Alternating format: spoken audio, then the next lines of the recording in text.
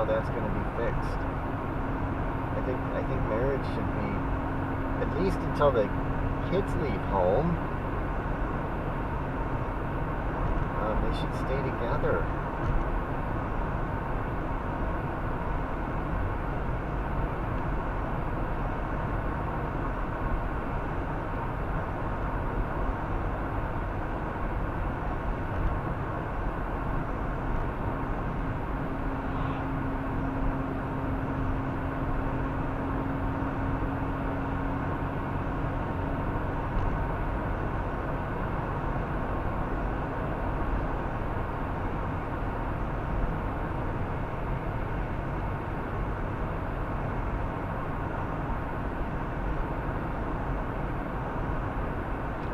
Let's see what's on the radio. Mystery about Talcott and his sister going into the conspiracy about how his father died. They believe that he didn't die of natural causes, and I am about to be vetted for a nomination to a federal judiciary. So his foray into conspiracy is really messing that up for me. So that's, my character is a ambitious, smart, funny, cunning, sometimes duplicitous character. Now, for us non-actors, how do you go about saying, okay, I'm going to be this person, I'm going to be this formidable, sometimes duplicitous lawyer? Well, I think you always, as an actor, you always have to stay focused on like, what does your character want. You know, even as human beings, we all have these kind of overarching goals in our lives. Some people, their overarching goal is to have a family. Some people, it's to have success. Some people, it's to find true love. And for Kimmer, her overarching goal is to make a difference, both politically and through the judicial system. She studied to be a lawyer to do good. And she believes that her path is going straight up to the Supreme Court. And this is the first step in that for her. So because she is on the ambitious side, sometimes, you know, going after those goals makes her a little blind to the people around her, which is why I think she's such an interesting and complex character that people are going to love her or they're going to hate her. We'll see. You're a Wisconsinite who goes into acting, and for a lot of people that means I'm going to live in California or maybe New York or whatever.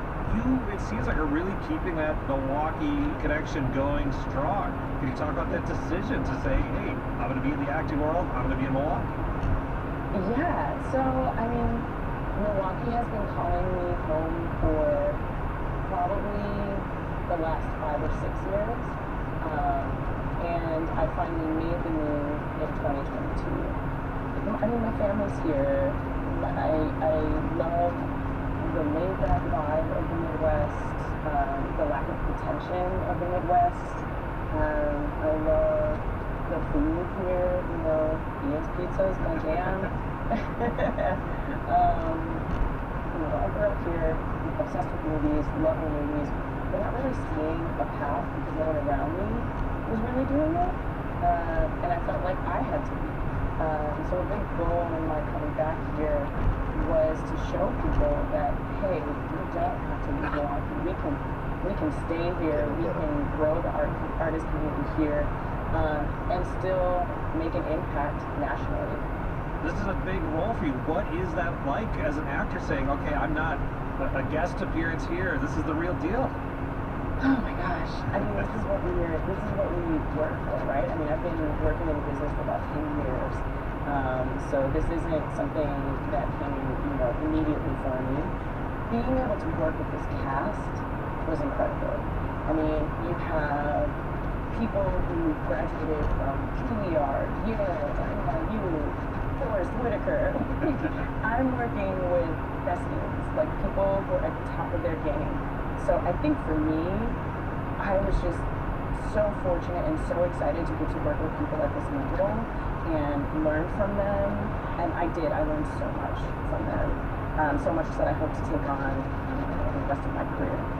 You are not just acting, you're also making a new film, working on a project set in Sherman Park, that part of Milwaukee. Can you talk about that setting and what you're looking to do? Yeah, okay. So I'm a few years back, I want to say like somewhere around 2016, 2017, my brother was being released from prison and I was feeling a lot of anxiety about him coming back into society.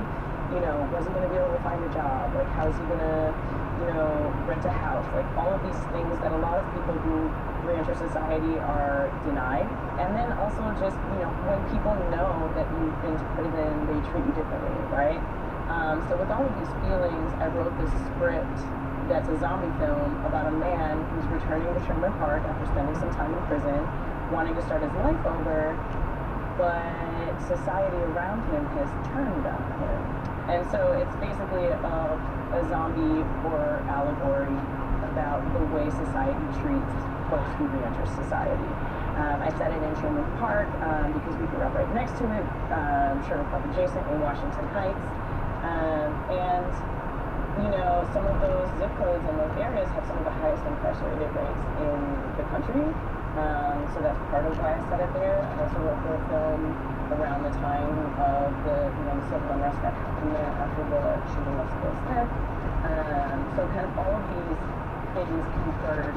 We also remember the 2016 election and how contentious that was, how much it brought up about it.